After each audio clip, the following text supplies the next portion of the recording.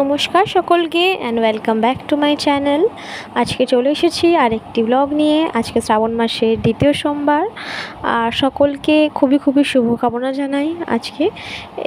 আজকে সকাল সকাল বেরিয়ে পড়েছি মায়ের সাথে। মা আমার উপোস করে, তো বারোমন্দির ঘাটে গিয়েছিলাম। মা এখান থেকে স্নান করলো গঙ্গার পাড়ে। স্নান করবার পরে শিব ঠাকুরের মাথায় জল ঢাললো। যথারীতি যা সব নিয়মকানুন পালন করতে হয় সবটাই করা হলো। করবার পরে এইখানে মা এই পণ্ডিতজির কাছ থেকে একটা যে টিপ পড়ে সেই টিপ পরে নিচ্ছিল। তারপরে আমি একটুখানি ঘুরে ঘুরে দেখছিলাম। মন্দিরটা খুব সুন্দর করে সাজিয়েছে। সকালবেলা আমি যখন যাই দেখতে পাই, মানে খুব সুন্দর করে ডেকোরেশন করে এরা।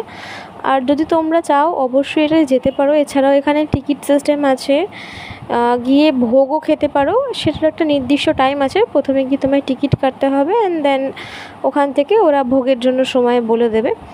ভোগ যেটা হয় সেটা ডিপেন্ড করছে। আর এছাড়াও সবচেয়ে ভালো আমার যেটা লাগে এই মন্দিরে আসলে, চারিদিকটা পুরো সবুজ। মানে এত সুন্দর বাগান আছে এখানে। শুধু এখানে যে 12টা মন্দিরে শিব ঠাকুরের মন্দির আছে তাই নয়, বাগানটাও খুব সুন্দর।